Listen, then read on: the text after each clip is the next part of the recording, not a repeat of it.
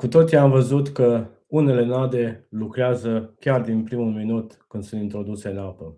Altele lucrează mult mai greu sau aproape deloc. Care este diferența? Ce declanșează atracția? Lichidele, astăzi vorbim despre ele. Salutare, prieteni, și bine ați revenit la o nouă serie de live-uri dedicate creării unui mix.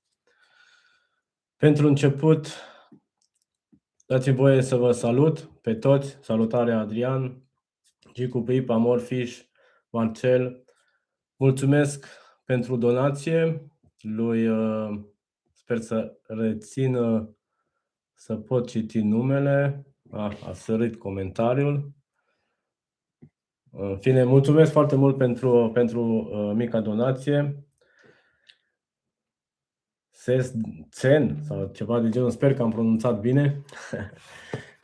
Stai să mut și telefonul. Bun, vă salut pe toți, vă mulțumesc de prezență. O rugăminte și o confirmare din partea voastră, aș vrea să vedem dacă ne auzim și ne vedem bine, dacă totul decurge normal. În același timp, o apreciere din partea voastră, precum și o distribuire, mi-ar fi de folos, pentru că astfel ne-am adunat într-un număr cât mai mare.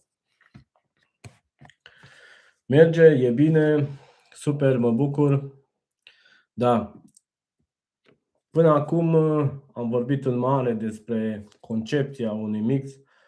Am vorbit despre ingredientele de legătură, am vorbit despre ingredientele de atracție, ingredientele solubile, am vorbit despre ingredientele nutriționale, despre proteină mai exact, în live-ul următor. În mare am cam vorbit, cred că, despre tot ce se putea vorbi despre mix în mare parte, însă o nadă nu are nevoie sau doar de ingrediente, are nevoie și de un umectant despre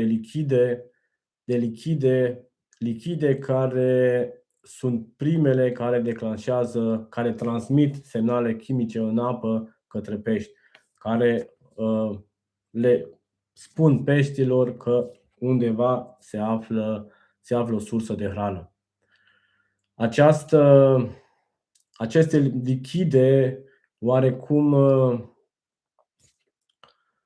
au roluri, au mai multe roluri.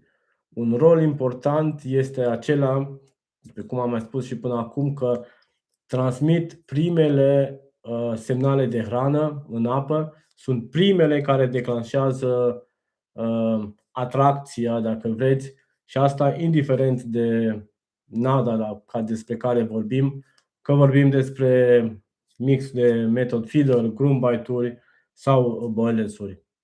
Pe de altă parte, pe partea de boilers-uri, această parte lichidă dictează tipul boilers-ului sau mai exact dictează comportamentul boilers-ului în apă. Întrucât prin această parte lichidă noi putem să creăm mai multe tipuri de boilers-uri, începând de la pile solubile, semisolubile sau boilers-uri tari, boilers-uri care practic nu se descompun în apă nici după 72 de ore sau, dacă vreți, un timp mult mai îndelungat. Boilers-uri care rămân acolo, sunt mult mai rezistente și asta mai ales atunci când avem nevoie de astfel de boilers-uri ca să așteptăm marea captură sau peștii cei mai mari. Bun.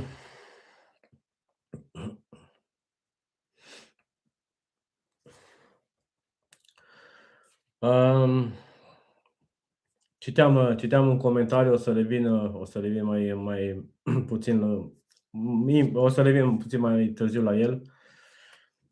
Să mergem puțin mai departe. Atunci când spunem lichide, cred că cea mai mare greșeală a pescarilor este aceea că ei se gândesc la modul cum miroase o nadă. ceea ce este un lucru foarte, foarte puțin important. Acel lucru sau acel aspect ne ajută oarecum să diferențiem tipul de nadă, de boilers-uri, de cum vreți să o numim. Lichidele reprezintă mai exact primul semnal chimic, după cum spuneam, care părăsește nada, și astfel peștele poate să-ți dea seama că există undeva o sursă de hrană, o mâncare, chiar înainte ca el să o pipăie, dacă vreți, sau să o vadă, dacă vreți. Bun.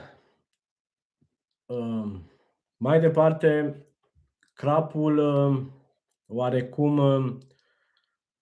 nu reacționează la lichide, sau cum să mă exprim, nu reacționează dacă folosim un lichid în pește, de exemplu, el nu reacționează la acel lichid ca la un cumul total. El reacționează la compușii care sunt prezenți în acel lichid.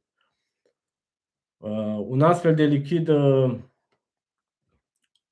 de lichid nutritiv, sau așa este, ar fi termenul cel mai corect, spun eu, ca să-l folosim, poate conține mai multe surse, mai mulți compuși care declanșează atracția peștilor.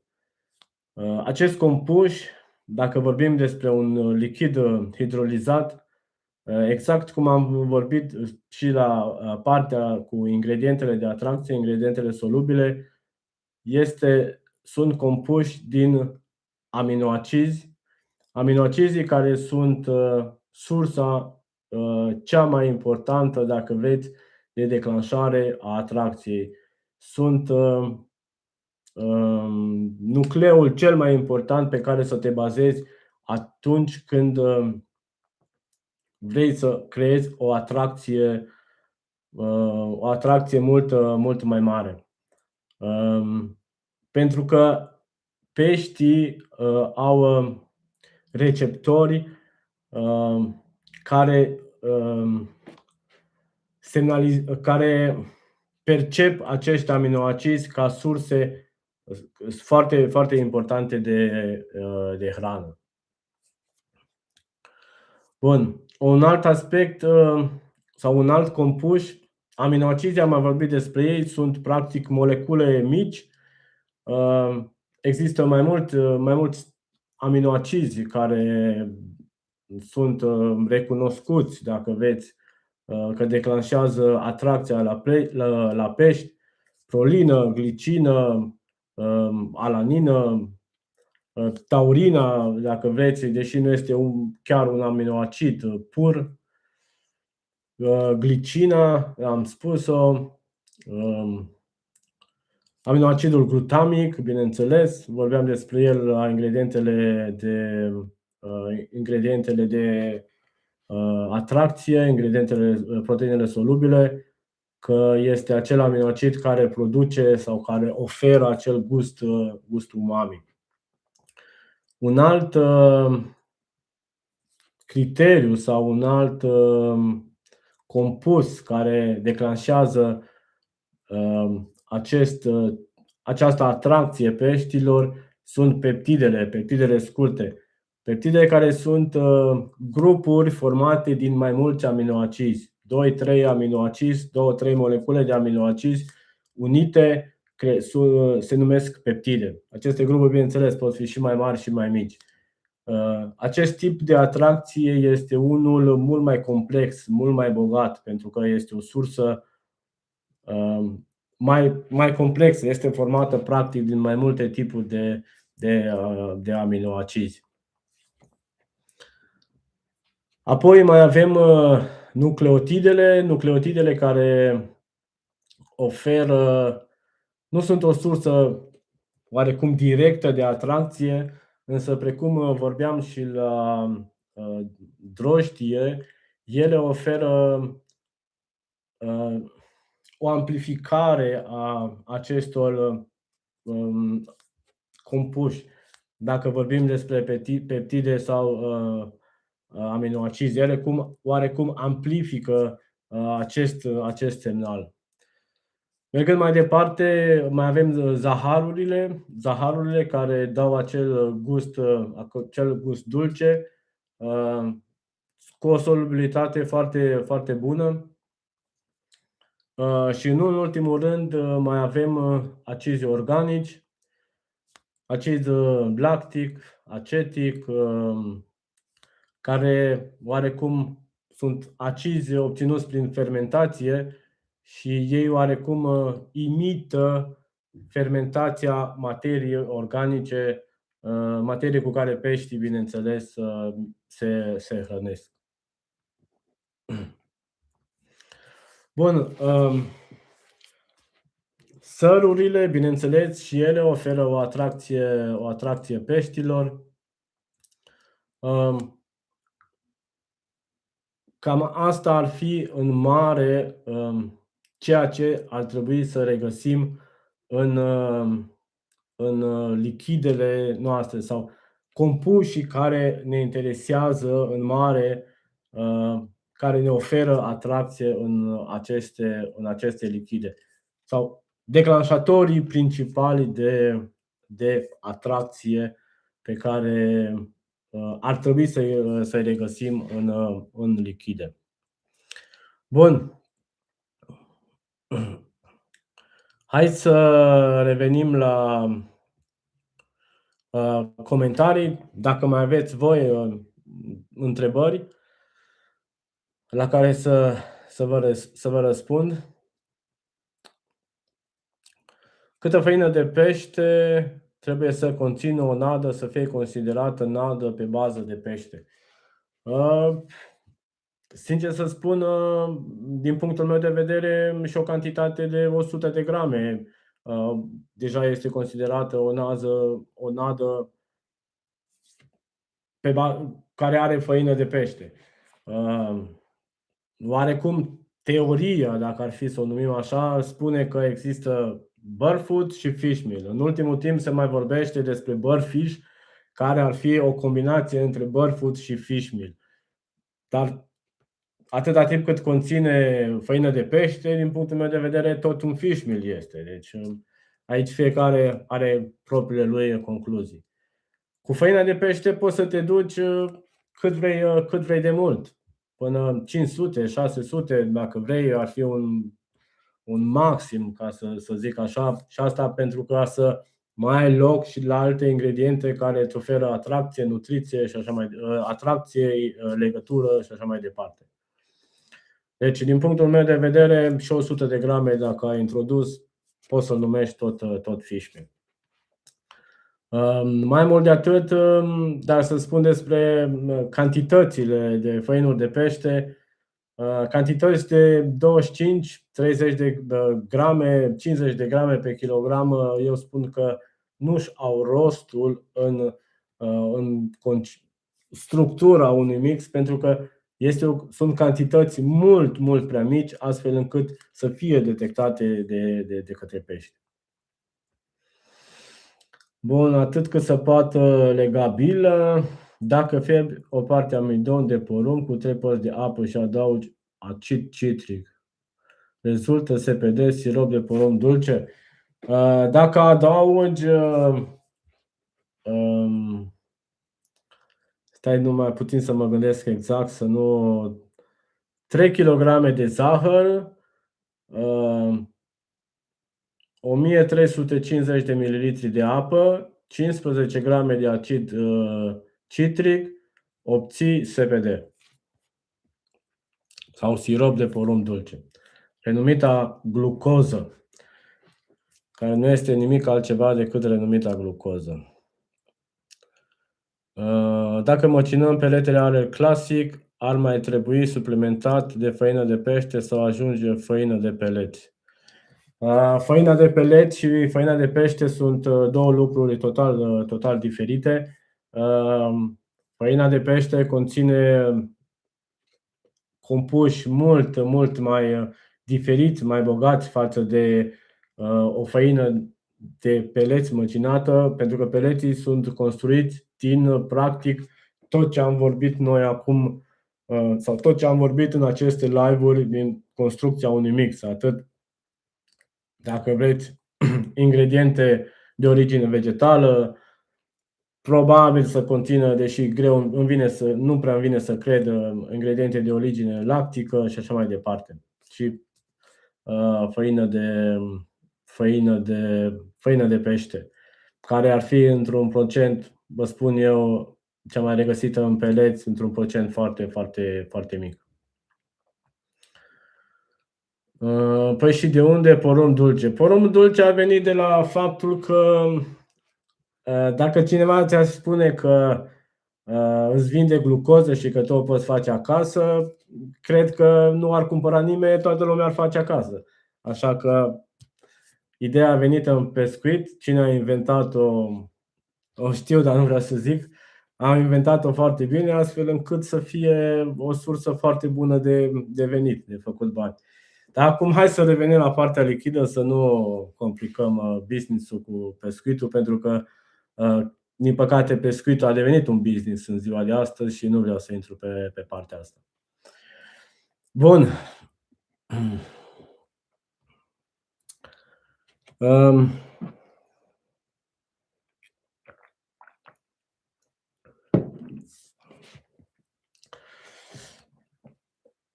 Precum vorbeam și la ingredientele solubile, și lichidele nutritive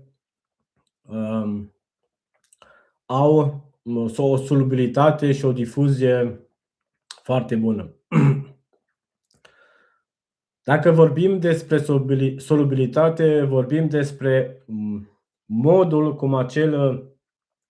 prin care acel lichid se dizolvă în apă. Dacă vorbim de difuzie, vorbim puterea sau distanța prin care acel lichid se deplasează, adică din punctul de unde este plasat, ce distanță sau cât de mult se poate deplasa să împrăștie semnalul. Și asta puteți să vă dau un exemplu, la fel precum, nu știu, o picătură de cerneală aruncată într-o cană de apă. Modul cum se dispersează acea cerneală prin toată apa. Bun. Aici, cu cât moleculele sunt mult mai mici, cu atât acestea se dispersează, au o difuzie mult mai bună, mult mai mare. Iar printre moleculele cele mai mici, precum am spus și ceva mai devreme, sunt aminoacizii. Aminoacizii care practic este o simplă moleculă, iar dispersia lor în apă este una foarte, foarte bună. Ei sunt detectați foarte, foarte rapid de către pești. Mai mult de atât, ceea ce pot să vă spun este că crapii detectează substanțe părți la bilion, dacă nu greșesc. Asta ar însemna o picătură de lichid introdusă într-o suprafață mare, pe o piscină, dacă vreți.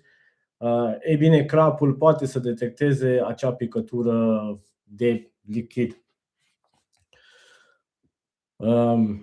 Bineînțeles, avem mai multe tipuri de lichide hidrolizate. Diferențele dintre ele este că fiecare, precum și la tipuri de făinuri, fiecare lichide au anumite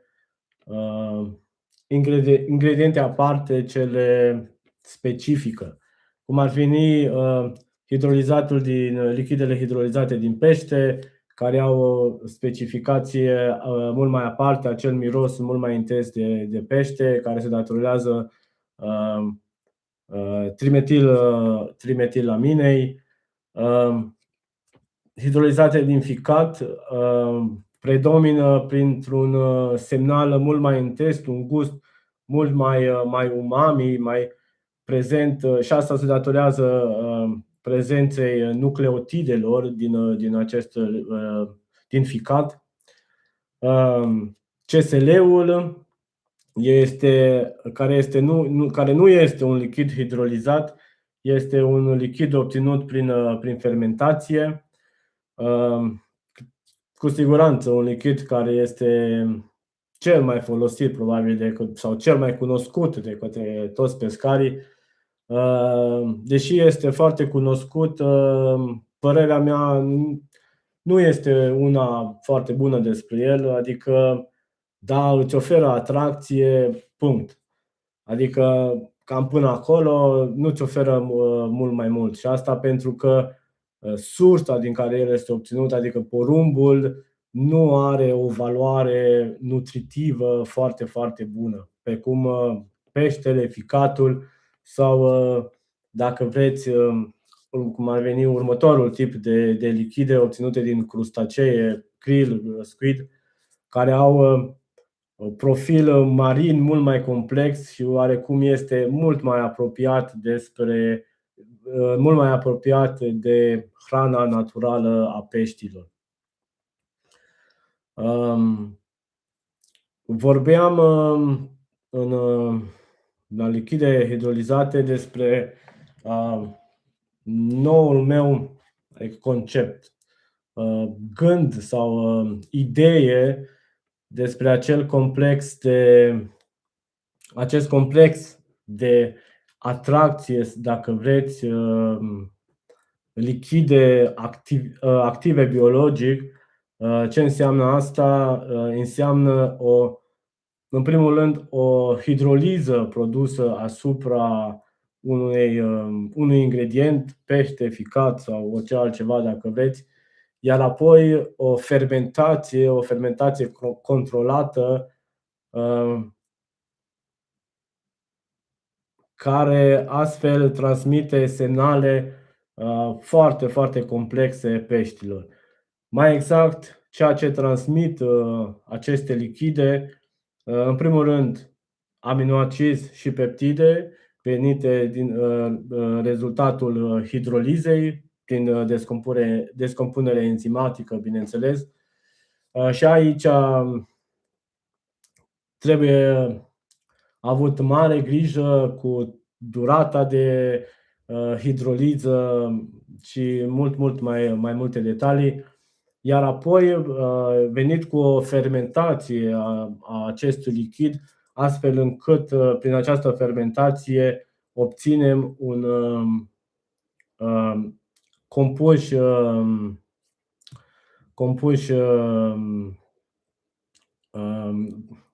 fermentații, acizi organici, care sunt foarte, foarte atractivi pentru pești. Astfel spun eu că avem exact acel semnal pe care peștele îl detectează ca și o sursă de hrană naturală prezentă în habitatul său. Pe această idee am pornit eu sau am dezvoltat aceste două procese la lichidele pe care le fac în ziua de astăzi. Bun.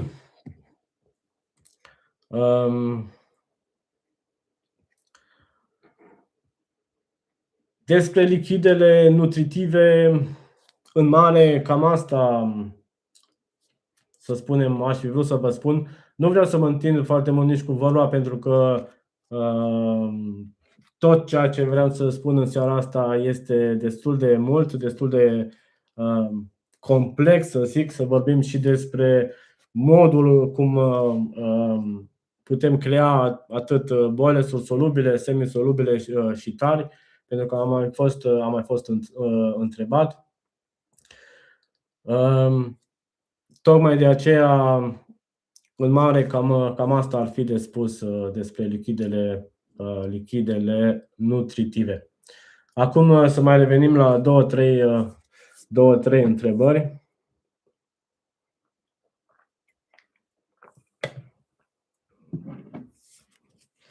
Te salut! Pentru SPD, conținutul se fierbe sau la rece.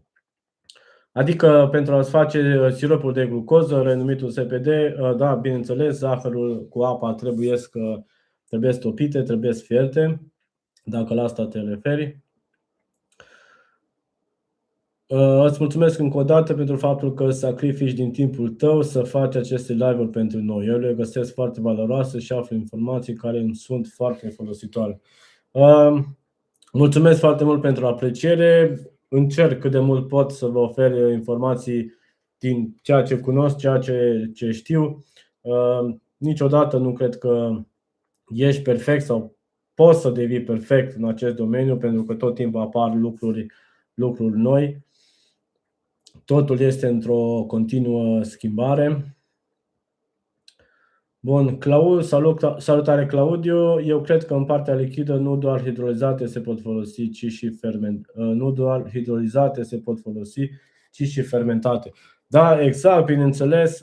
Vorbeam despre lichide nutritive, pește, ficat, eu știu, altceva, extracte sau CSL-ul care este obținut prin fermentație. Și tocmai asta spuneam, că ideea mea de lichide, la asta am pornit începând din acest an, asta fac la lichide, adică prima dată le hidrolizez, apoi le fermentez pentru a obține un complex mult mai mare, mult mai bogat și spun eu mult mai atractiv.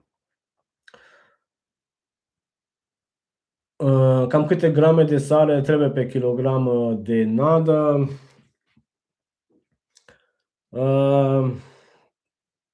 Depinde ce nadă și la ce te referi. Dacă te referi la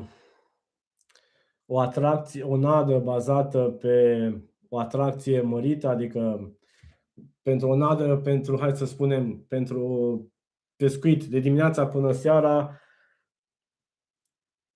eu m-aș cam reține cu sarea, m-aș folosi mai mult dulcele, care este un atractant sau mult mai rapid,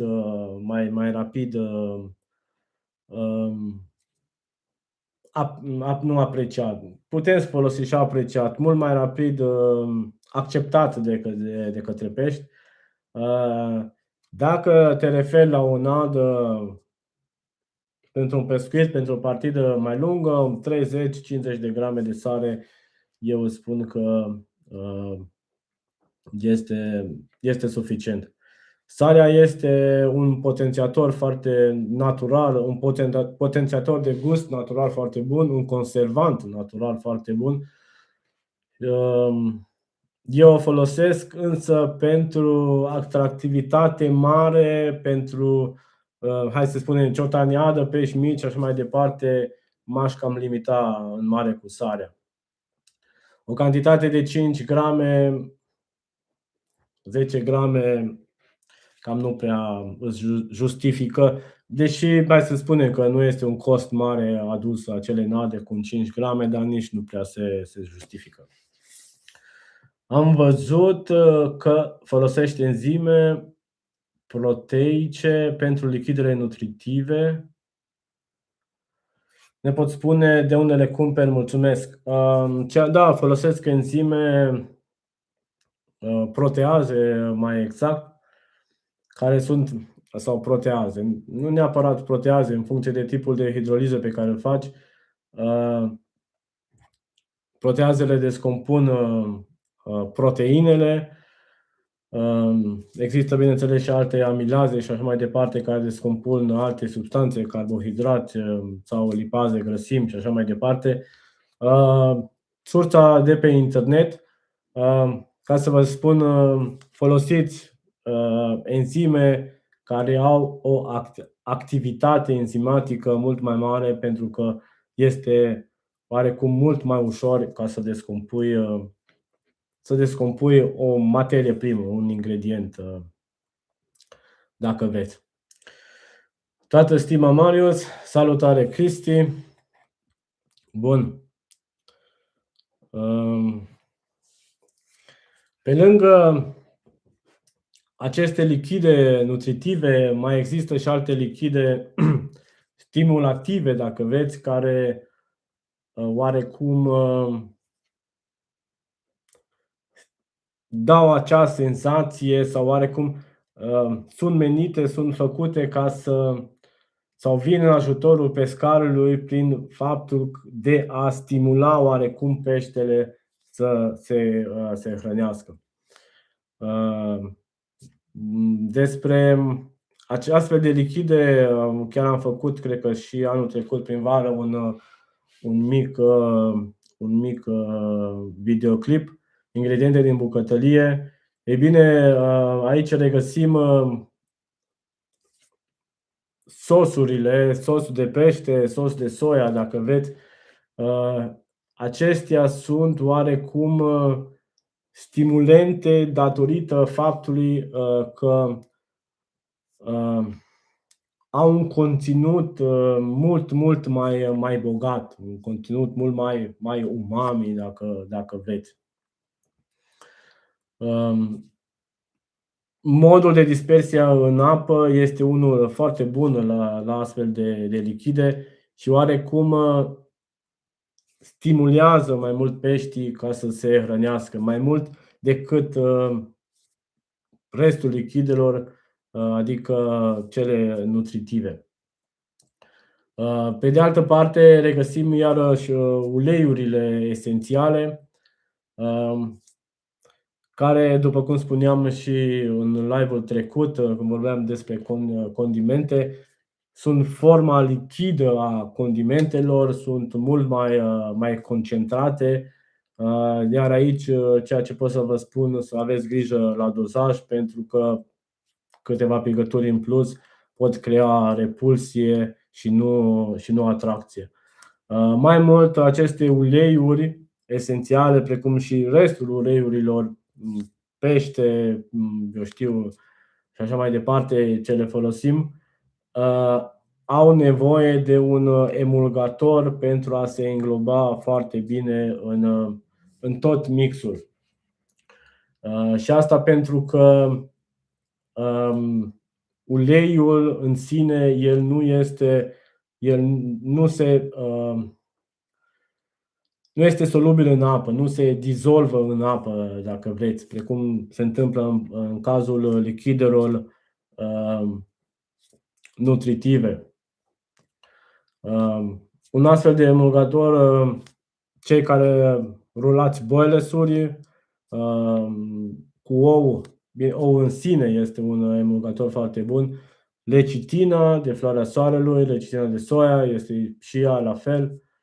Deci sunt surse, cum să vă spun, foarte ușoare, simple de procurat, dacă vreți. Mergând mai departe,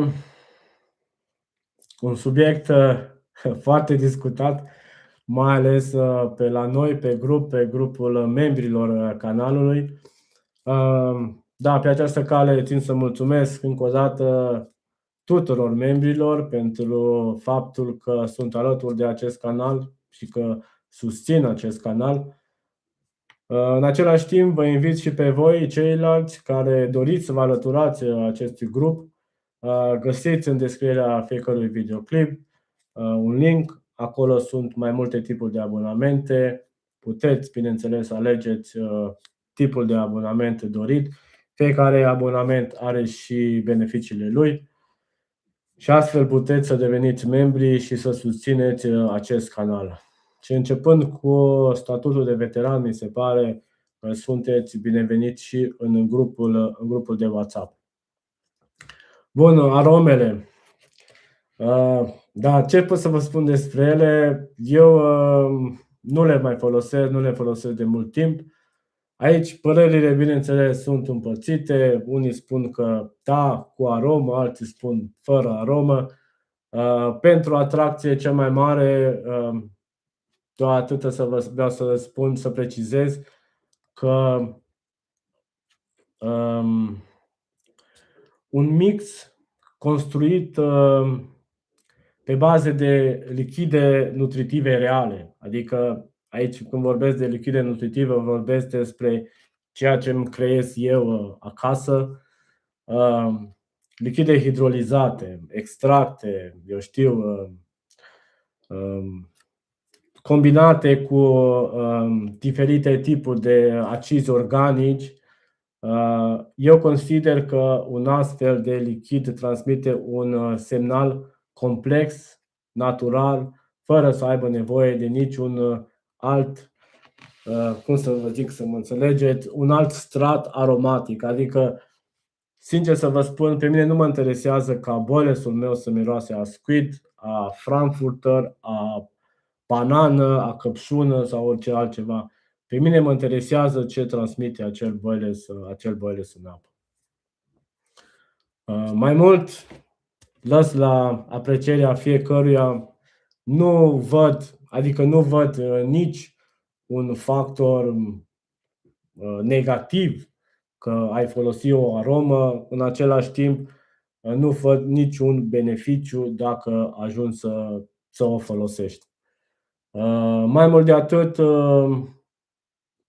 spun că ar conta să spui o aromă mult mai mult într-un boiles sau într-un boiles de atracție, însă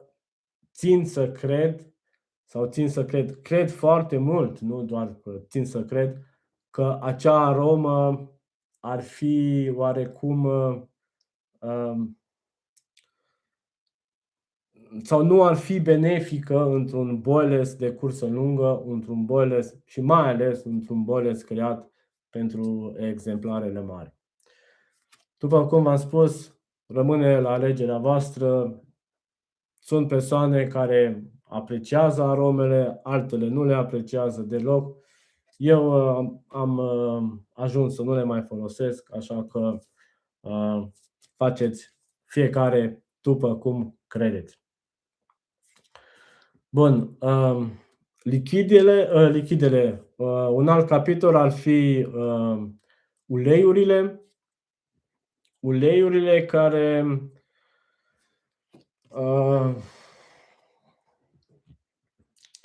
oarecum nu le putem să le numim direct atracție sau mai mult ele sunt bazate pe au un rol nutrițional, dacă vreți. Și asta se datorează compuștilor omega-3 care sunt prezenți mai ales în uleiurile de pește. Un alt factor negativ, dacă vreți, al uleiurilor este acela că ele difuzează mult mai sau mult mai încet. Mai mult de atât, lichidele sunt sau temperatura apei dictează foarte mult modul cum aceste lichide sau cât de repede aceste lichide părăsesc nada. Aceste uleiuri pe o apă rece tind foarte mult să închidă nada, mai exact tind să creeze o peliculă la suprafață pentru că ele se coagulează și astfel lichidele nu sau apa, schimbul nu se mai produce așa de bine, iar lichidele nu mai părăsesc nada și astfel atracția este una foarte, foarte, foarte încetinită. Aveți grijă cu ele, că le folosiți în dozajele pe care le folosiți, cantități mai mari de lichide, de uleiuri, recomandat pe apă caldă, bineînțeles, acolo unde sunt mult mai benefice. Reduceți-le sau chiar eliminați-le complet atunci când pescuiți pe o apă mult mai rece. Da, cam asta ar fi în mare despre atracție sau lichidele sau principalele lichide care ar atrage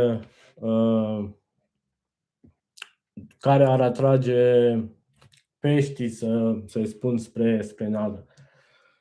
După cum spuneam, ele sunt primele care declanșează, să spunem, hrănirea, primele care transmit semnale în apă peștilor.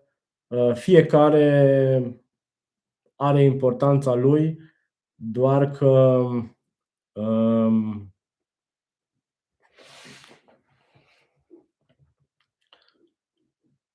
oarecum această atracție ar trebui să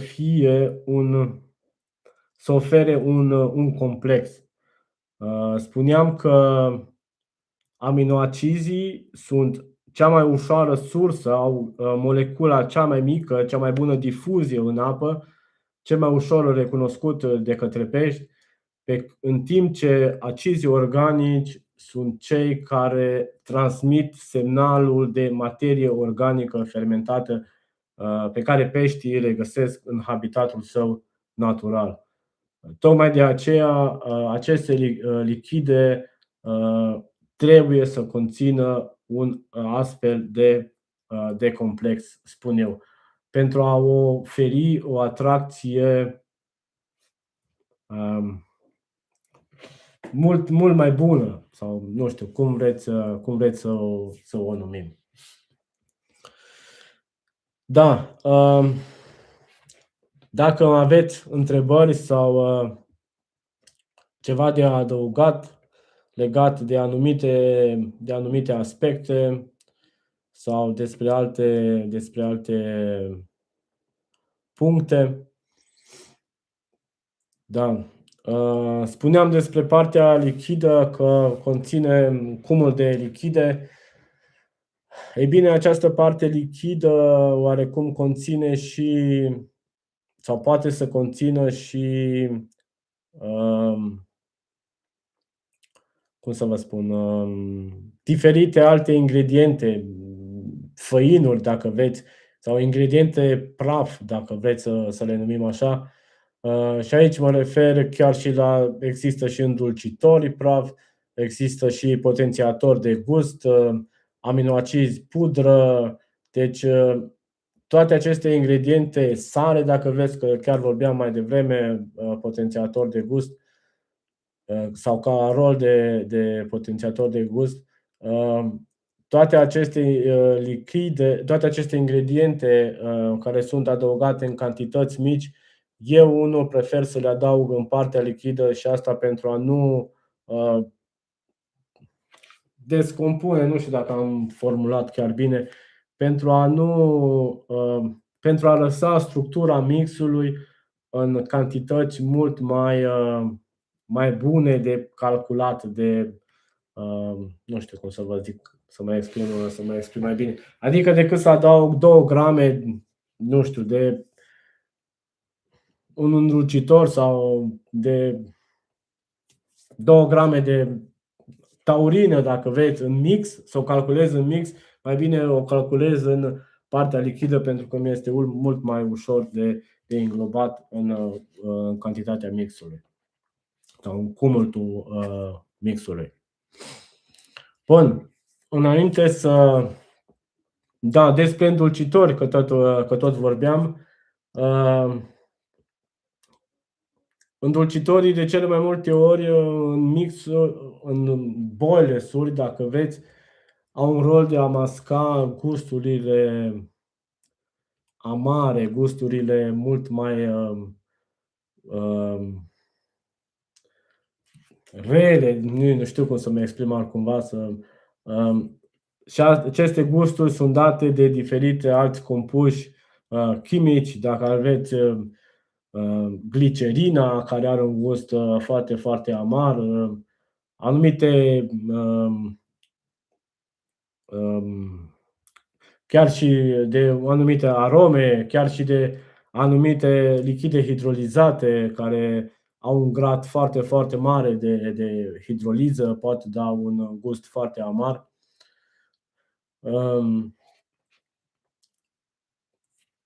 Însă acești îndulcitori, în concepția mea sau în părerea mea, este că ei oferă un gust dulce, doar că acest gust dulce cu timpul poate să fie dăunător pentru noi ca pescari. Și asta pentru faptul că peștele, prin acest gust dulce, recunoaște o nadă care îi oferă energie. Și asta venită din zaharuri.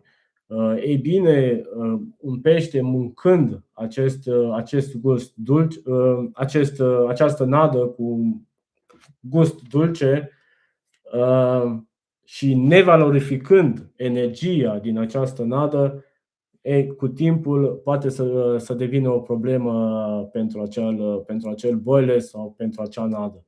Adică să nu mai fie acceptată de către pește, să fie văzută ca ceva neimportant pentru el, adică ceva care nu-i prezintă lui interes. Tocmai de aceea, dacă veți sau dacă vă plac să folosiți gusturile dulci în nade, cred că cel mai bine ar trebui pe lângă acești îndulcitori, ar trebui să aveți și alte ingrediente care oferă acea energie peștelui și asta pentru a-i oferi o încredere mult mai mare. Mai mult de atât, gusturile dulci sunt acceptate, precum și în viața de zi cu zi, sunt acceptate, dacă vreți, de peștii mai mici, mult mai mult decât cei mai mari. Bineînțeles, clar că nu există reguli stricte sau exacte sau definite. Tot timpul la pescuitul ne oferă oportunități sau surprize diferite. Bun. Dacă aveți și alte întrebări despre această lichidă, despre aceste lichide sau despre aceste ingrediente, substanțe care oferă atracție primară, dacă vreți, oricărei nade, și asta înainte să mergem mai departe și să vorbim puțin despre rolul acestor lichide sau modul prin care aceste lichide dictează comportamentul unui boiles în apă.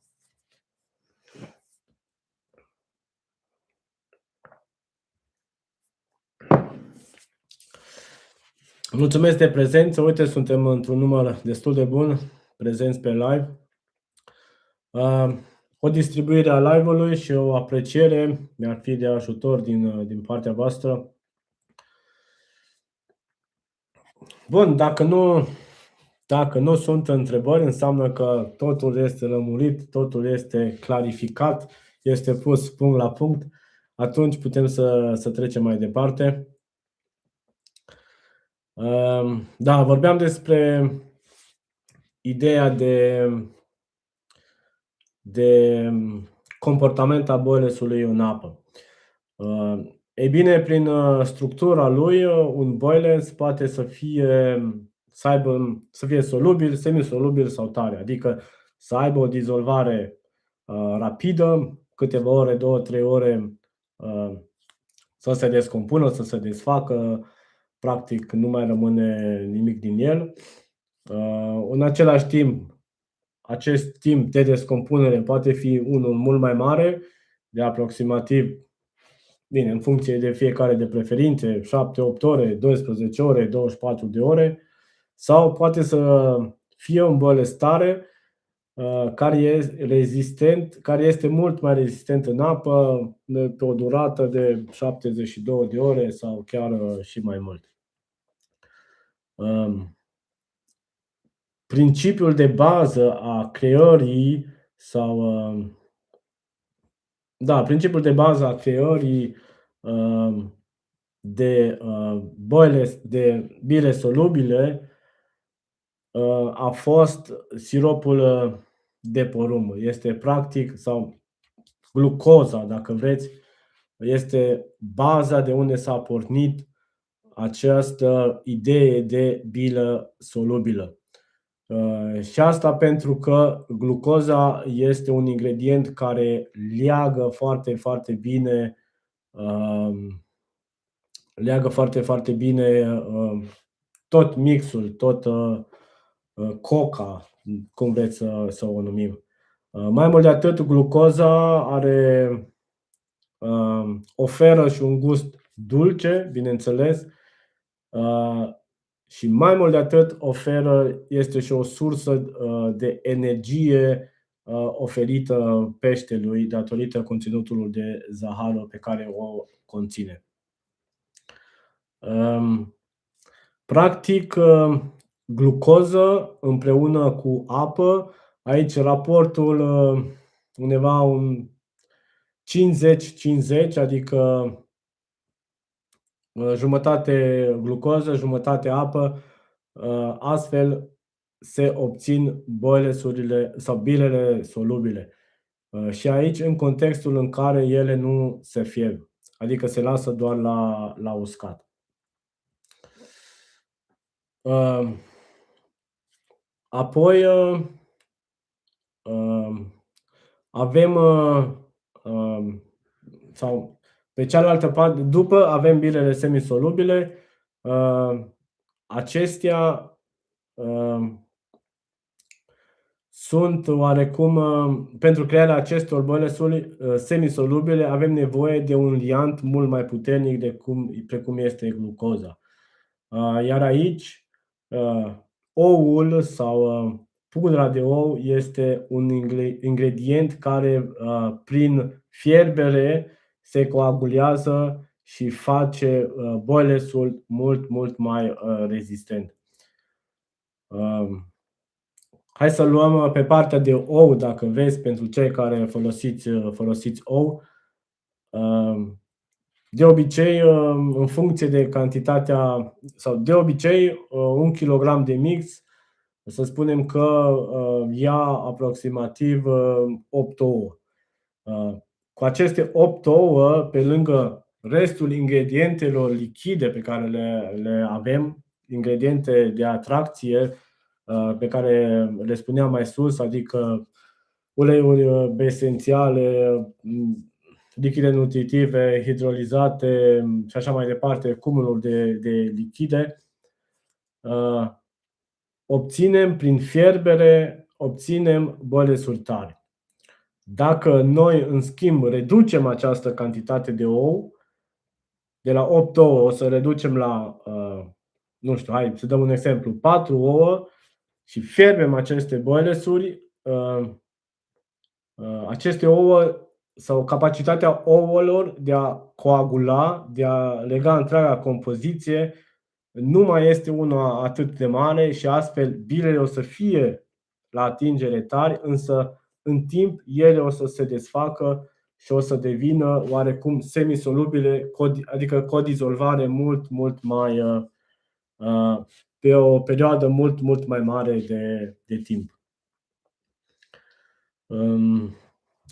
Pe de altă parte, aceeași chestie este și cu pudra de ou, doar că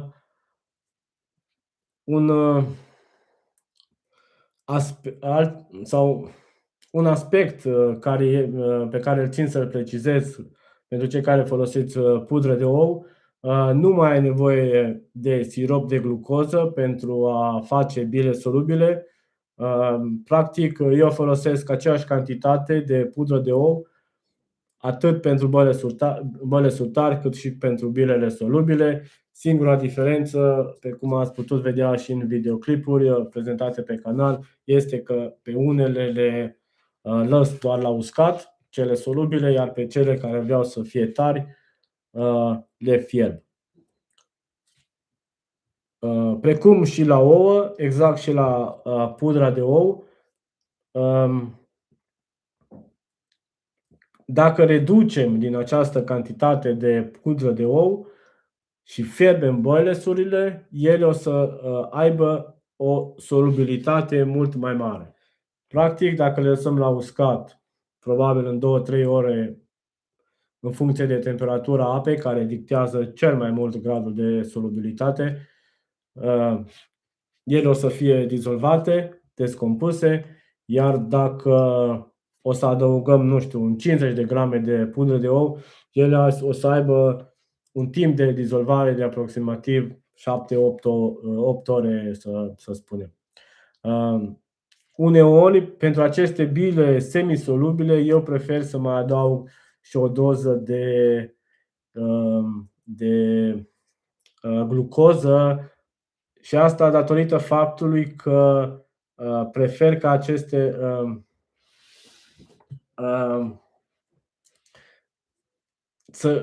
prefer ca mixul să fie legat puțin mai bine. Aceeași practică se poate opta și pentru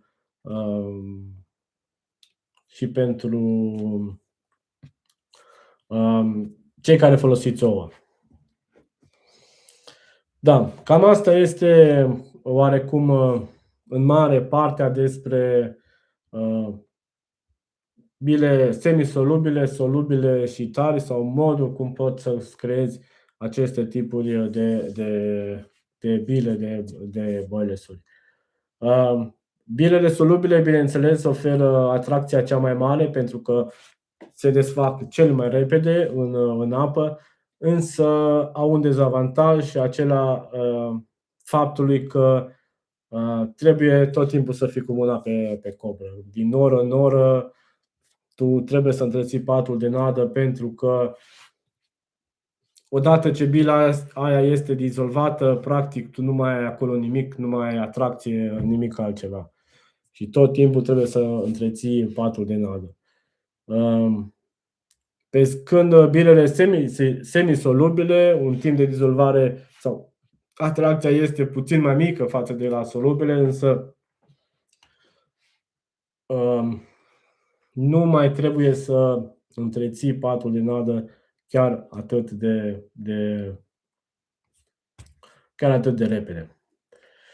Bine, de povestit cât și cum să întreții patul de nadă, aici sunt foarte, foarte mulți factori de care se pot povesti. Da.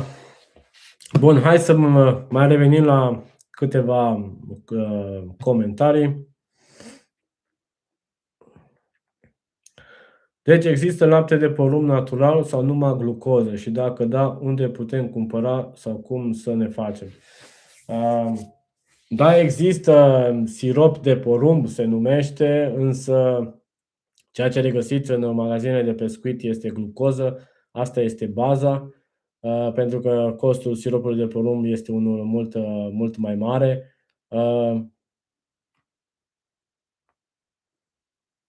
Ce pot să zic? Eu folosesc glucoză, mă fac singur acasă, v-am spus mai devreme cum o prepar, deci are aceleași beneficii precum și acel sirop de porumb pe care le găsiți de cumpărat prin magazin. Și mai mult de atât, acel sirop de porumb se găsește sau ar trebui să se regăsească în magazinele alimentare. Din ce am văzut eu pe aici, foarte, foarte, foarte rar găsești așa ceva. Da. Ceea ce se regăsește de cumpărat este glucoză și nimic altceva. Glucoza este baza, dacă vreți. Bun, alte întrebări legate despre această parte lichidă. Am încercat cât de mult să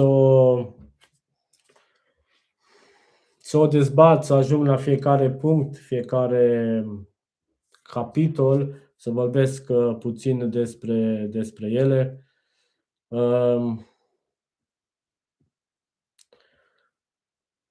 Vorbind ca o concluzie, dacă vreți,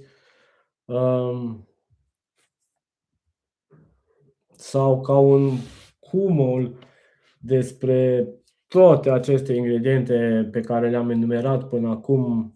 Și aici mă refer atât la ingredientele din mixuri, cât și la lichide sau orice altceva. Nu căutați un ingredient minune sau o nadă minune, pentru că așa ceva nu există. Cel mai important este să te gândești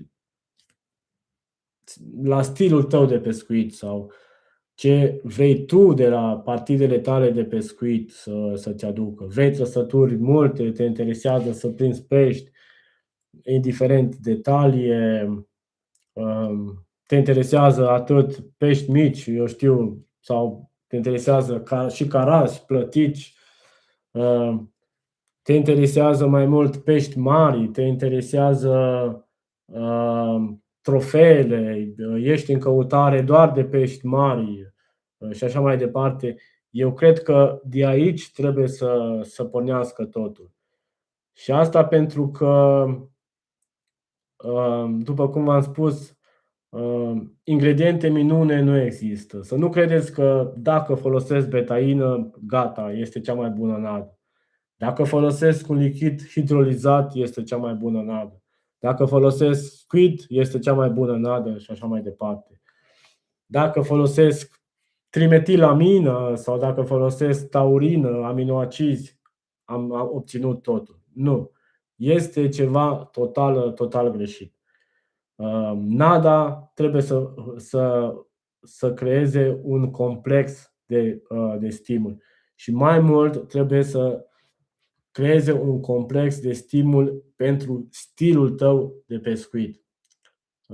Indiferent unde crapul se află, el prezintă sau el este dezvoltat cu chemoreceptori care detectează aceleași substanțe, indiferent că el este în mediul natural sau într-un mediu sălbatic, dacă vrei. Mai mult de atât, stimulii sau cum să mă exprim mai exact, capacitatea, puterea de atracție sau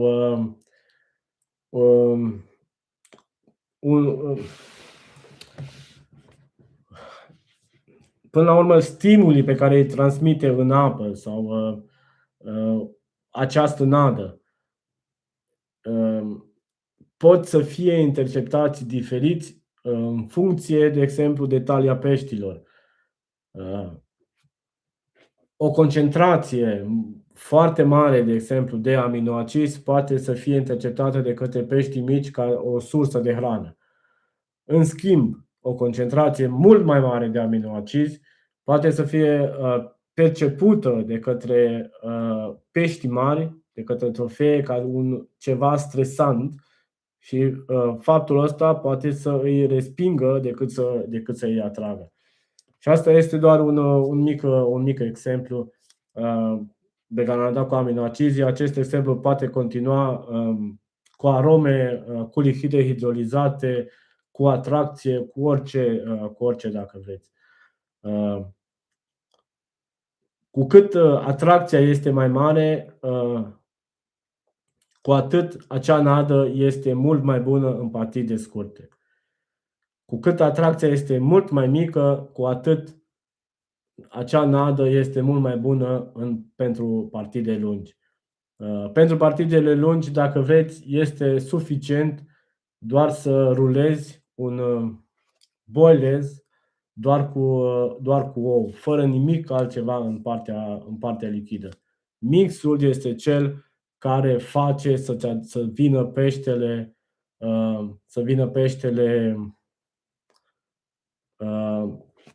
să se întoarcă peștele la boilesul tău, la nada ta.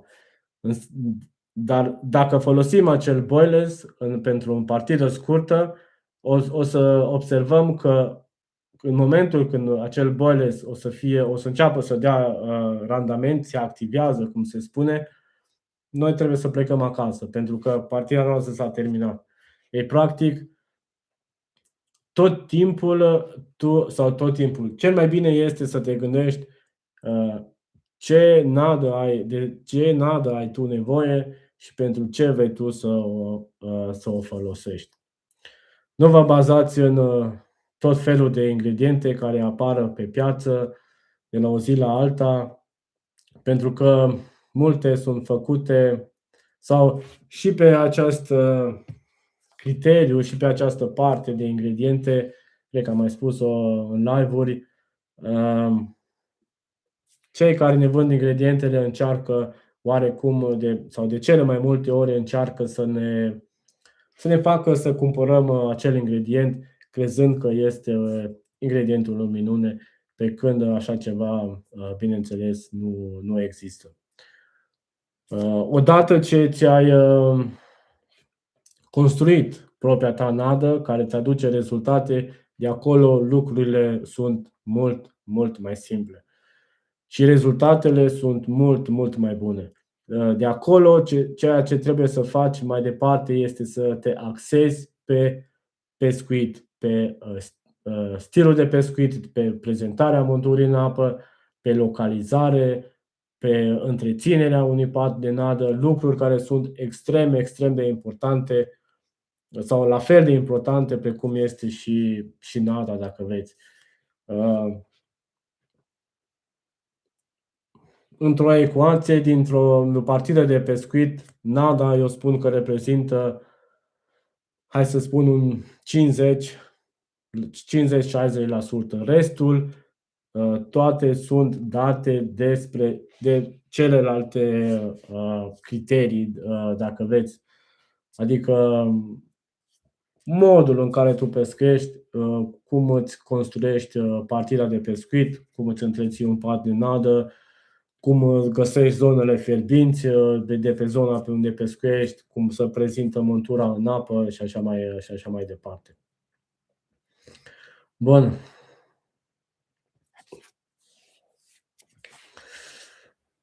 Da. Hai să mai luăm câteva întrebări. Ar fi interesant să dai o nadă pentru bag. Mulțumesc. Ei, chiar la începutul live-ului când vorbeam de lichide, cei mai mulți pescari se gândesc la modul cum miroase o nadă. Cea mai simplă nadă pentru bag este un mix de bănesc. Cea mai bună nadă, adică mixul cu care tu pescuiești, cu care nădești. Alta mai bună nu există. Adică ți-ai conceput un mix, ăla folosește-l și în punga solubilă. Este mixul perfect pentru bag. De exemplu, eu în bagurile mele folosesc mixul de la Belacean și începând de anul ăsta o să încerc să pescuiesc tot mai mult cu squid-ul, pentru că vreau să termin și partida asta. Deci, cel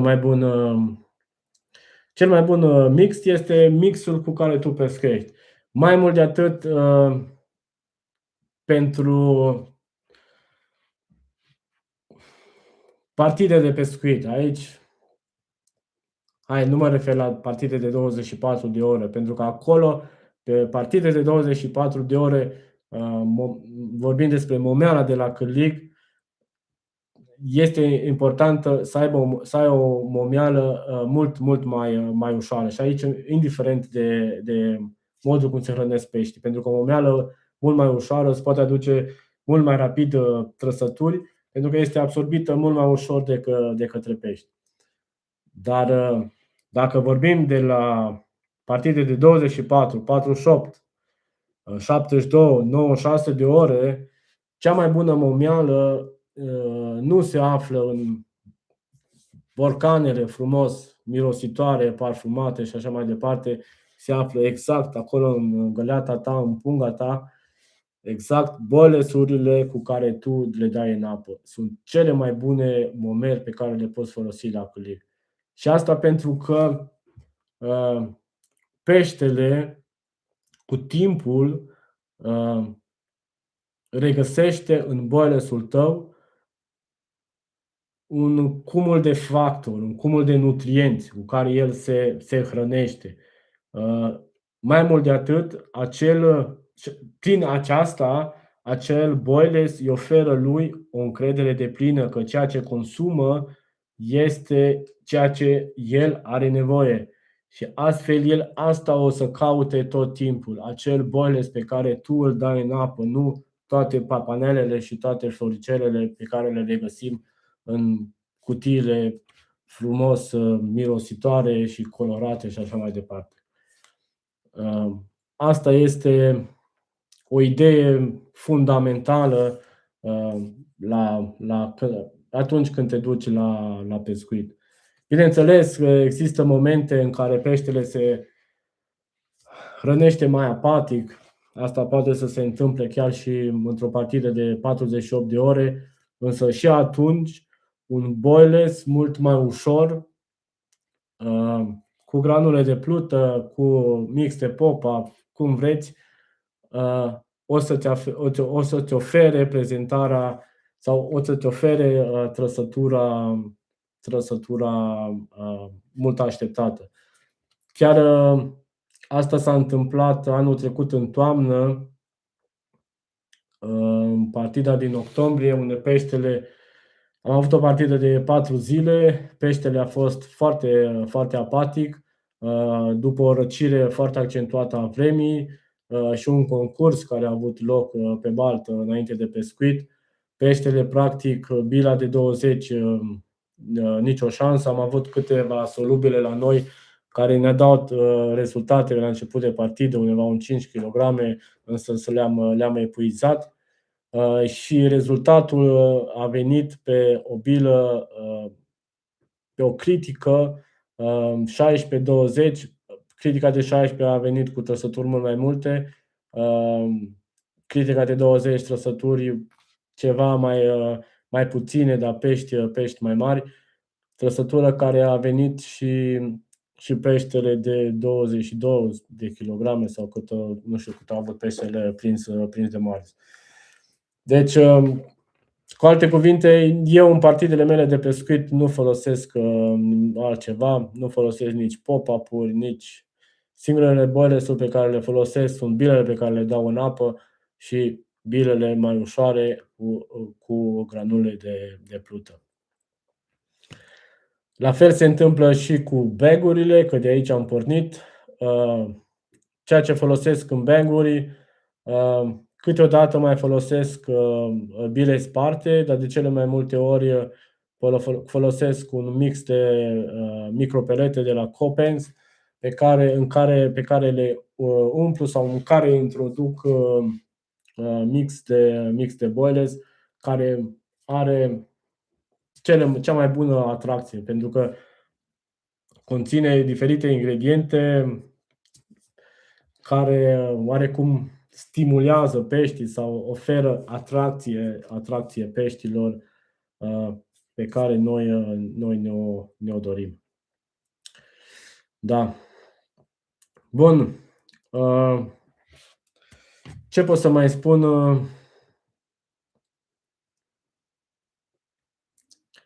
Vă recomand tuturor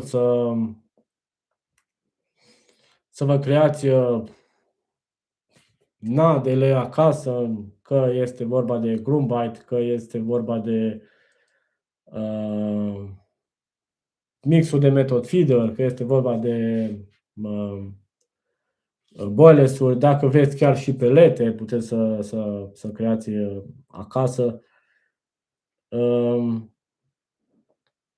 Avantaje sunt faptul că în primul rând ai o satisfacție foarte mare atunci când pescuiești cu o nadă creată de tine și prins pește. În același rând, sau pe altă ordine de idei, poți acasă să îți creezi oarecum ceea ce îți dorești pentru stilul tău de pescuit.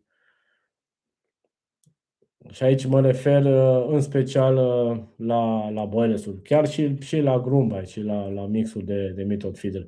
Adică tu poți să te joci cu nada aia, să o duci unde vrei tu, să-ți aducă ceea ce vrei tu. Este, dacă vreți, un plus, hai să spunem, a unui pescar după părerea mea. Ai o rețetă de făcut peleți? Rețeta de făcut peleți, cel mai simplu este să iei un mixul cu care tu pescuiești, pe care tu ți l-ai făcut, îl umectezi și practic poți să-ți produci peleții. Dai prin mașina de făcut carne, pui un ciur mai mic, mai mare, în funcție de dimensiunea peleților pe care vrei să-i faci, îi lași la uscat și ai peleți făcuți. Mai mult o cocă din boilers-uri, poți să produci peleți la fel, doar că acolo ai nevoie de un cuțit care să se învârte odată cu manivela de la mașina de carne care să taie micii cârnăciori care ies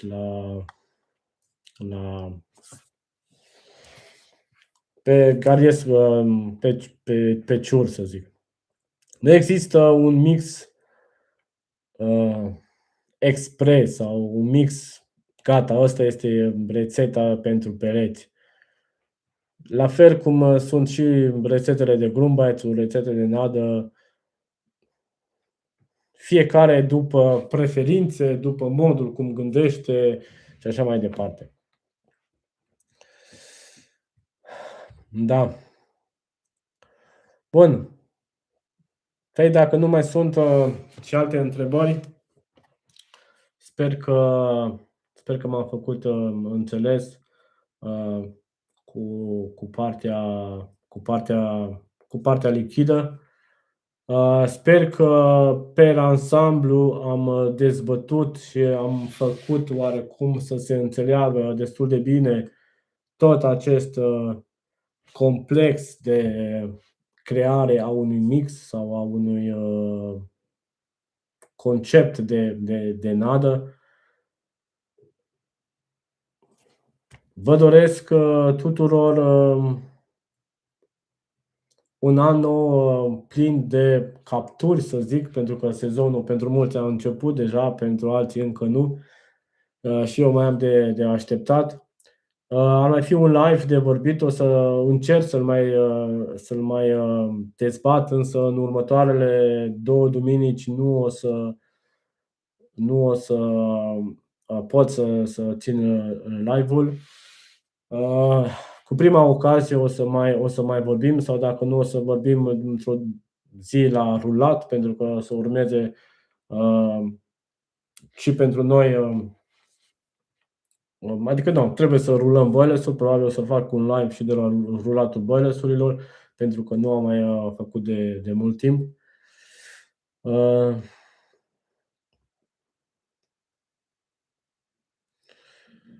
Aici mă uit la un alt comentariu. Peletele cam prost lucrează pe bălțile mai măloase.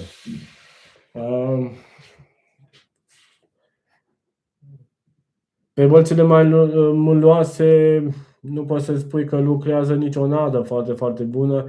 Pe bălțile mai măloase sau pe zonele mai măloase, ce lucrează foarte, foarte bine este modul cum prezinți momeala.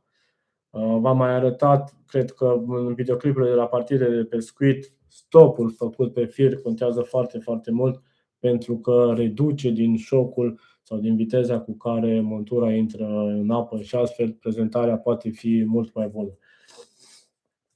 Totodată un săculeț atașat monturii obții o prezentare mult mai bună. Peletele ți oferă cum să zic, să oferă peștelui o mică capcană la cârlig. Cam asta este ceea ce oferă peletele. Nu este obligatoriu să folosești pelete la cârlig, poți bineînțeles să folosești părtură de boilers-uri care are același efect, dacă poate unul chiar și mai bun față de pelete. Pentru că și spărtura de boilers-uri poți să faci cu granulații diferite. Și acele mici firimituri nu trebuie să aibă forma peletelor lunguiețe sau pătrățoase sau cum vreți voi, pentru pește această formă este mult mai puțin importantă. Da, mulțumesc încă o dată pentru donație, o nouă donație din partea aceeași persoane. Hai să scriu acum. Mulțumesc. Bun. Alte întrebări, dacă mai aveți? Am mai putea rămâne încă aproximativ 90 minute cu voi. Referitor la partea lichidă, referitor la ingrediente, referitor la, dacă vreți, la orice altceva. Da.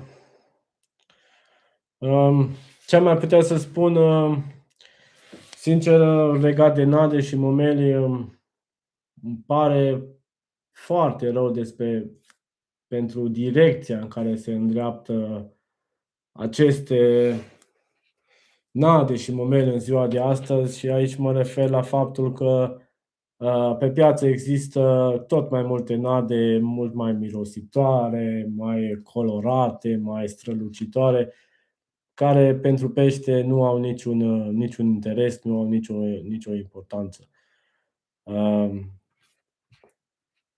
Pentru asta vă dau un simplu exemplu și atunci când vă creați propria nadă, gândiți-vă la acest exemplu. Aminoacizii sunt sursa cea mai mare de atracție dovedită de către pești. Ei bine, acești aminoacizi nu au niciun miros. De ce o nadă sau o momeală, mai ales o momeală de cârlig, ar trebui să aibă un miros aparte de fructe de pădure, de mandarine, de mai știu eu ce alte chestii, sau ar trebui să aibă o culoare foarte, foarte colorată, viu colorată, sau nu știu.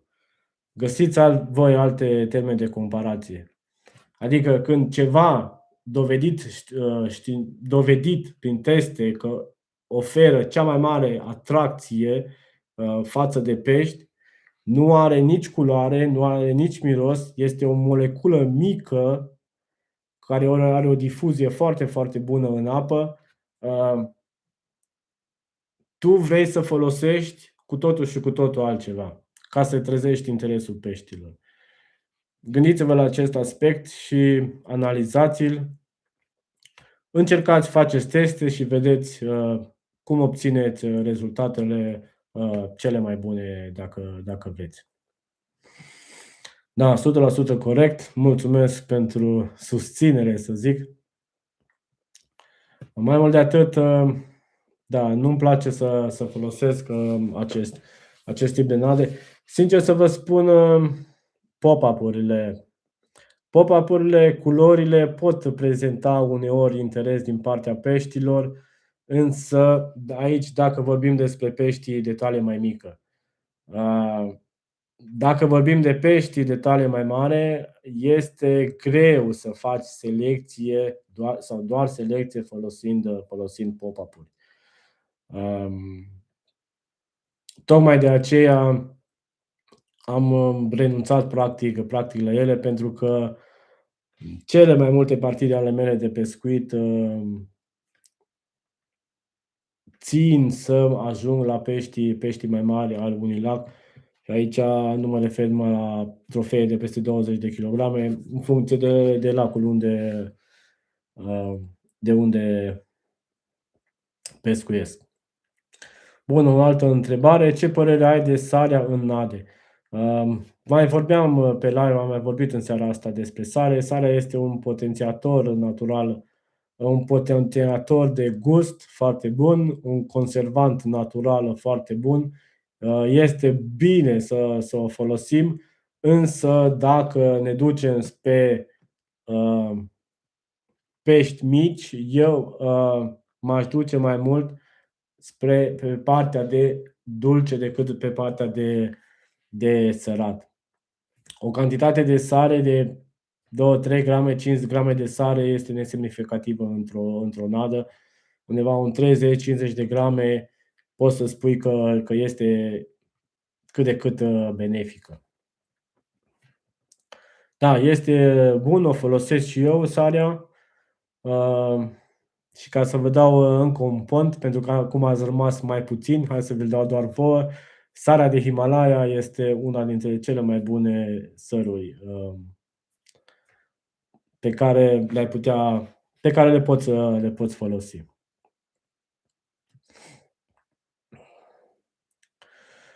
Ce părere ai despre embutiric? Un atractant foarte bun, un atractant dovedit și el.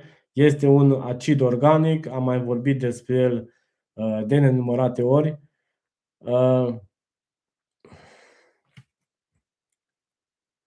Atenție foarte mare la dozaj. Este un acid obținut prin fermentație, oarecum imită semnalul de hrană fermentată, de materie organică fermentată, care este prezentă în habitatul sau mediul natural al peștilor. Însă, atenție foarte mare la dozaj, pentru că o cantitate mare poate crea repulsie, bineînțeles, sau poate să facă ca semnalul transmis să fie unul mult prea puternic. Dacă mergi la concursuri bazate pe cantitate, sunt bune pop-up-urile, dar la cantitate sunt bune pop-up-urile, dar la calitate, clar, un bonus puternic face diferența. Da, sunt bune pop-up-urile, dar la fel de bune este și porumbul flotant, porumbul din plastic, și eu zic că îți prezintă avantaje. Pentru că la pop-up-uri tu trebuie să schimbi pop-up-ul de nenumărate ori, pe când un porumb flotant din plastic bun, cum este porumbul de la Enterprise, cred că, dacă nu mă înșel, primul porumb apărut pe piață, își menține flotabilitatea chiar și 24 de ore. Sincer să vă spun, porumburile mele, și eu am porumb flotant din plastic, îl folosesc foarte, foarte puțin și cel mai mult când îl pescuiesc cu momitor. Cred că în toamnă l-am folosit chiar și cu bag. Diferența dintre ele, pop-up-ul tot trebuie să-l schimbi, pentru că își menține flotabilitatea mult mai puțin față de un porumb flotant, pe când un porumb flotant ai scos, ai încărcat momitorul, de exemplu, ai lansat.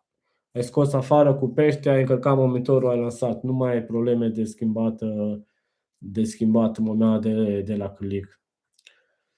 Deci și pentru pop-up-uri există înlocuitor.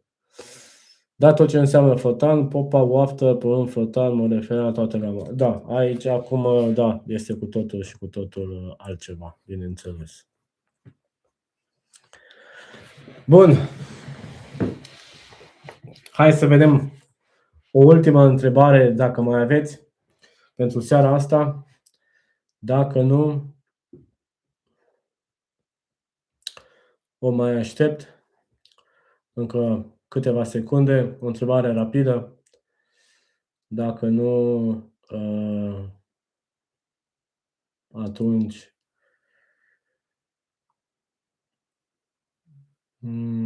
îmi spui doza la ce?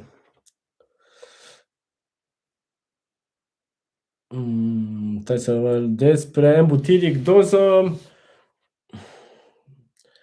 1-2 ml, maxim 2 ml este deja oarecum spre vârf. Contează foarte mult și acolo dacă mai ai și alți aminoacizi, dacă ai și alte substanțe de acizi organici prezenți. Pentru că dacă ai și un oțet, ai și un acid ambutiric, ai și un acid lactic, Ai și o vitamina C, da, despre vitamina C nu am spus în seara asta, am și uitat, un antioxidant, un atractant, un potențiator de gust bun. Toate acestea intensifică acest semnal și atunci e mai bine să folosești o cantitate mai mică de embutiri decât o cantitate mai mare.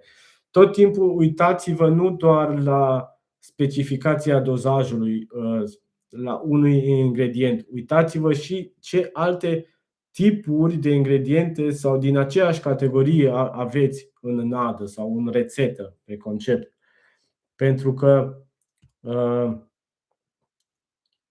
dacă ai, de exemplu, din acizi organici, că despre ei vorbeam, dacă ai mai multe tipuri de acizi organici, atunci folosește cantități sau dozaje mult mai mici, pentru că dacă te duci cu fiecare pe partea superioară, profilul este unul mult mai acidic și atunci este unul, sau poate deveni unul mult mai unul repulsiv către pește. Eu pun 2 picături de embutiric, dar da, folosesc multe făinuri hidrolizate și lichide hidrolizate. Lichidele hidrolizate, raportat la acizi organici, sunt ceva total diferit. Nu are nicio treabă cu unele cu celelalte. Da. Ce vreau să mai spun, acum mi-am adus aminte, o greșeală pe care se face de foarte multe ori în concepția unui mix sau și a părții lichide. Și aici mă refer la faptul că foarte multe persoane consideră că dacă folosesc mai multe tipuri de lichide, 3, 4, 5 lichide dozate în cantități mai mici, 15, 20, 25 de mililitri, este mult mai benefic decât să folosească 1-2 lichide dozate în cantități mult mai bune, mult mai mari. Ceea ce este ceva cu totul greșit. De ce? Pentru că la fel cum se întâmplă în cazul ingredientelor, făinurilor, 50 de grame de făină de pește LT94 este aproape neresimțită de către pește într-un mix. La fel se întâmplă și cu 25 sau 30 de mililitri de lichid hidrolizat într-o parte lichidă. Mai bine folosiți cantități de 50-100 de mililitri dintr-un singur lichid hidrolizat sau două lichide hidrolizate. V-am mai spus-o, preferatele mele sunt pește și ficat.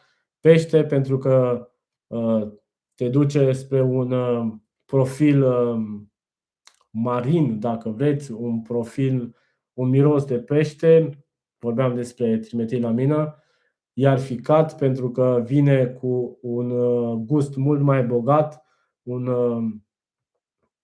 o concentrație mult mai mare de nucleotide. Acestea două se combină foarte bine.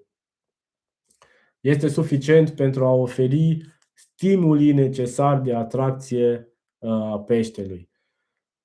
Cu cât folosești mai multe lichide, cu atât dacă vreți,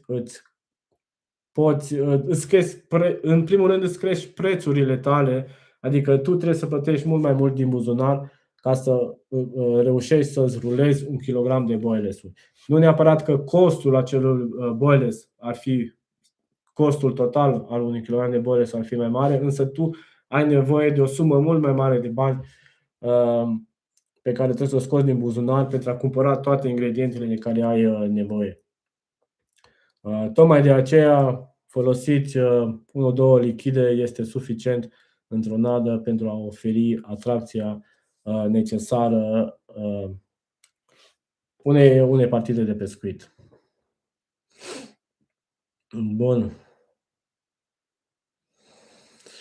Sare de mare fără iod versus sare de Himalaya. Sare de Himalaya conține un aport mult mai mare de minerale. L030, care este părerea ta despre el? L030, din ce știu eu, nu se mai produce, este proteină solubilă de pește. În momentul de față există tot felul de variante, copii după L030, însă nu este nici nimic exact. L030 este proteină solubilă din pește. Este un extract, practic, care conține partea solubilă, adică proteinele descompuse. A fost un lichid bun, însă în ziua de astăzi ceea ce se oferă, nu știu ce mai este pe piața, Aminol sau nu știu ce mai este, pentru că, sincer să vă spun, nu am mai cumpărat lichide din magazine, nici nu știu de câți ani. Prefer să le fac acasă pentru că, sincer să vă spun, este cu totul și cu totul altceva. Foarte multe lichide din magazine, chiar acum săptămâna asta am observat făină de pește lichidă, un nou spot publicitar a apărut pe social media. Păcat că se ajunge și așa ceva. Dar în fine, practic, făină de pește umectată cu diferite lichide, glicerină, propilen glicol și așa mai departe. Până la urmă le numim lichide hidrolizate sau mai știu eu cum. Da. S-a reluat producția de L030, sincer, nu știu, nu am idee despre așa ceva. Ce știu eu că se folosește acum sau este un alt produs, Aminol sau nu mai știu cum îi spune, nu știu să vă spun. Sincer să vă spun, uite, am trimis la cineva care produce boilers-uri, face și pentru vânzare. El cumpărând diferite lichide din magazine, a început să folosească lichide oferite de mine. A spus că este cu totul și cu totul altceva.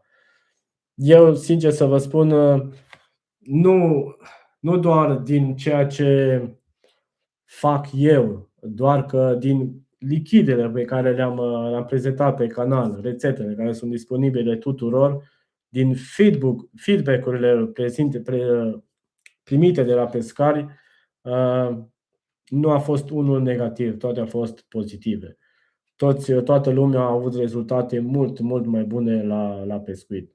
Și asta este și normal, pentru că una este să oferi un lichid care este descompus prin fermentație, precum în cazul lichidului identificat prezentat pe canal, sau prin autoliză a peștelui, respectiv lichidul prezentat pe canal garum, binecunoscutul garum. Și alta este să oferi o făină de pește umectată cu diferite lichide, după cum vă spuneam, propilen glicol sau glicerină sau mai știu eu altceva, sau apă cu gumă xantan și așa mai departe. Este cu totul și cu totul diferit. Da. Clar, așa este, sunt altceva. Vin și pentru noi, dacă vând, nu sunt oarecum de vânzare, dacă cineva chiar dorește, nu sunt comerciant, eu am încercat să vin în ajutorul pescarilor pentru a înțelege ceea ce se întâmplă de fapt, pentru că lumea pescuitului a luat-o, din păcate, sau a carp fishing-ului a luat-o, din păcate, razna și în momentul de față este mai mult, hai să nu vorbim business, hai să spunem afacere cu pescuitul ăsta. Dacă cineva chiar este interesat, da, lăsați-mă un mesaj în privat și vedem dacă pot să vă ajut sau nu. Mă găsiți pe Messenger, pe Facebook. Da. Îți mulțumim, faci o treabă bună cu aceste sfaturi. Da, așa este, oamenii au început să vândă multă vrăjeală. Da. Absolut. Bun.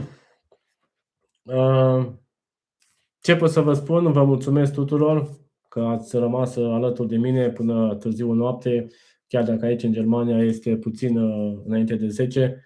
Acasă este mult mai târziu. Sper că sfaturile mele v-au fost de ajutor, de folos sau că vă vor fi de ajutor, de folos. Vă mulțumesc tuturor și până la un următor live vă doresc fire întinse, bineînțeles, și o săptămână frumoasă, o săptămână minunată alături de cei dragi. Vă salut și vă mulțumesc încă o dată pentru că susțineți și că sunteți alături de acest canal. Salutare!